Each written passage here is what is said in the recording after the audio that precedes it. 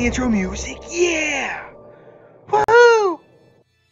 Hey everybody, welcome back to the channel. Today, doing one that's been pretty heavily requested by y'all because we have so many players in this game who, well, aren't like me. They haven't been around since like the Stone Age. Like we've been around forever, we've been playing this game, so we've naturally done all the missions. But players have been asking, hey, should I spend 15,000 event store credits for new missions to go over some of the old missions in the game in the holodeck, obviously requiring pattern buffers, and now there's a free-to-play way to source those pattern buffers in a way that makes it to where you can go through some of the old stuff and potentially get good rewards for them. Now, some of these missions have good rewards, some of them do not. And what y'all have been asking on my Discord and in YouTube videos and Twitch streams is which ones do we do?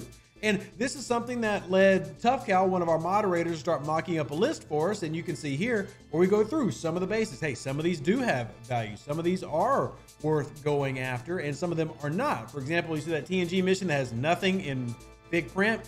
Yeah, watch out for that one. But what I ended up finding out is that, and I had this person reach out to me, and I've waited about a week to put out my video because of that, is somebody else did the same thing. This was a very highly requested thing. So somebody created a resource to allow you to do exactly what we're doing. Can you guess what that resource is going to be?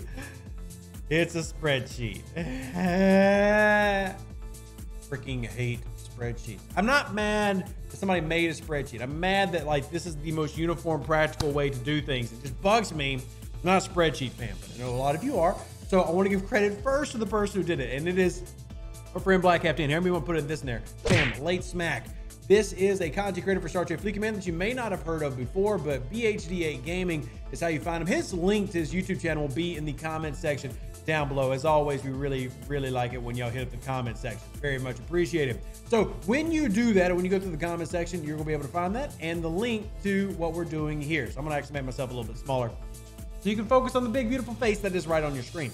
So we're gonna take a look at a spreadsheet that covers all these things. They took the idea that y'all had and went ahead and expounded on it. So I'm gonna use their material, but then also give them credit for you, to encourage you to go check them out, because we love having more content creators for Star Trek Fleet Command. The more there are, the better there are. That's my true, honest to God opinion. So what I'm gonna do is I'm gonna throw this on the screen. I'm gonna move myself over to that side real quick, and shabam, shabam. Here you go. So this is the spreadsheet that they've created. Link, of course, for this will be in the description of the video and in the comments of the video. So please check it out. And while you're here, I'm going to cover my face real quick because I want you to like the videos, like that people are putting together these resources. Let's go over all the missions that have some value, some that have none. The good thing is almost all these are going to be available for every player in the game, with only the Borg mission requiring a warp range of 45. Not honestly that difficult to go through. Don't really feel me people are going to struggle with that, so something to keep in mind. Actually, I'm gonna put myself in the middle of the screen. Bam. That way I don't have to worry about it too much when I put up little things like, hey, join the Twitch channel.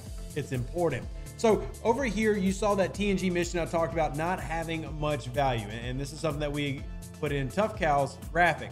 So I kind of want to, preface those and warn you about those beforehand. Here, I'll put that on the screen real quick.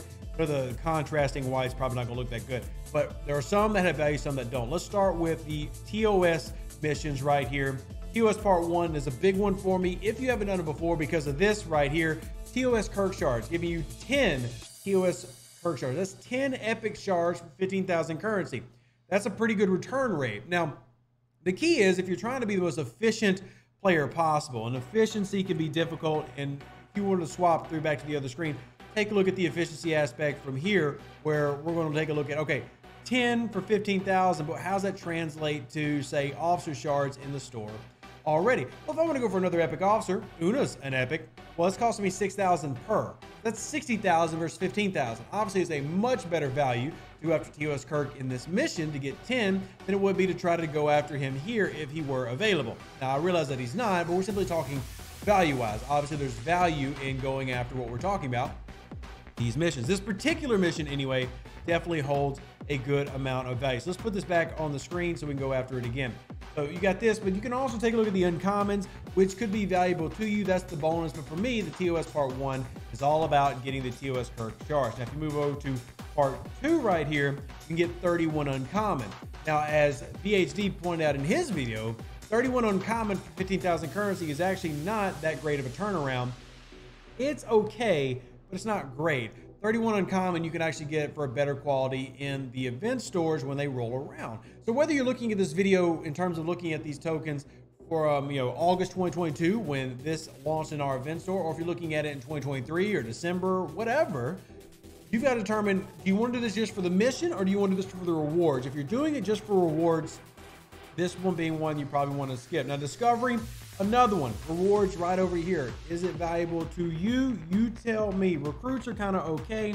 Uncommons kind of It's up to you on whether you want to go after that one, find it valuable. Discovery part 2. Again, this will all be in your comment section down below.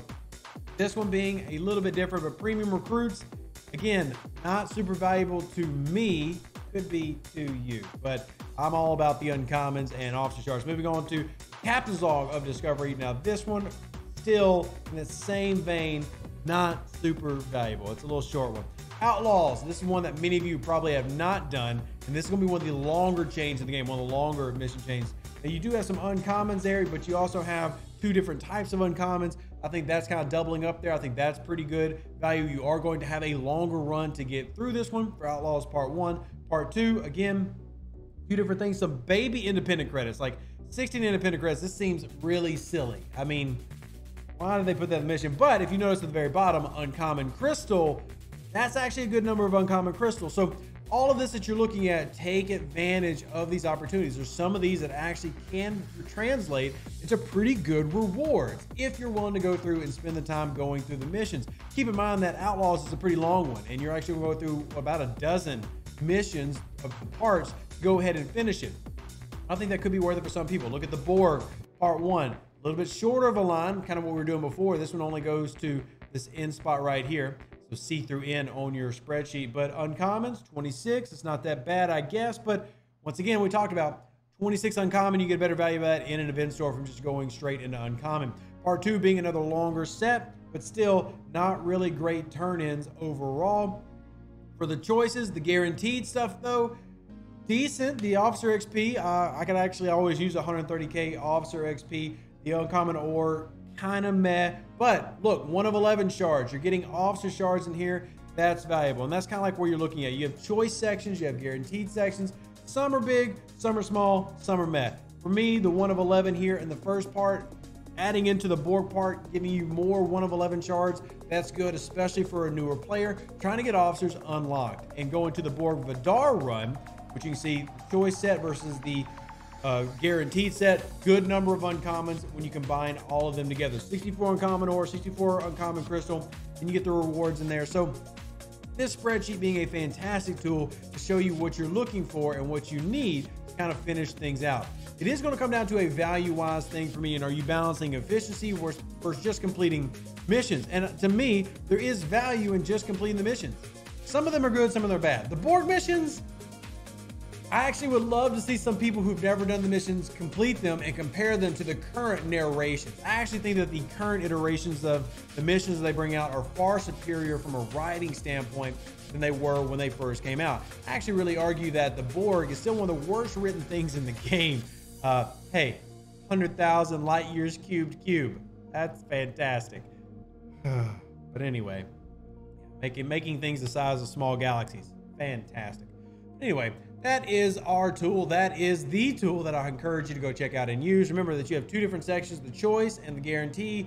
So be careful, because some of the choices divert, and some of those would offer, it would look like you're going to get 2 rewards, but you're only going to pick one of them based on the choice that you make. But still, good numbers. I think that's all pretty dope. Check it out. Shout out to those who've helped put it together. Appreciate all y'all working together. Appreciate all the content creation team, and strongly encourage you to go hit subscribe on our other friends. Please do, because content's coming out all over the place, and if you want the best information, you need to follow all the content creators, not just Rev, not just DJ, whoever it needs to be, check them out. Live long and prosper, everybody. Stay safe with the Space Cowboys. Deuces, that's me. Catch you on the next one. Pattern buffers, well, thumbs up, depending on which one you're looking at. And we're outie. Bye. An even better outro than the intro. For the Empire and glory to your house.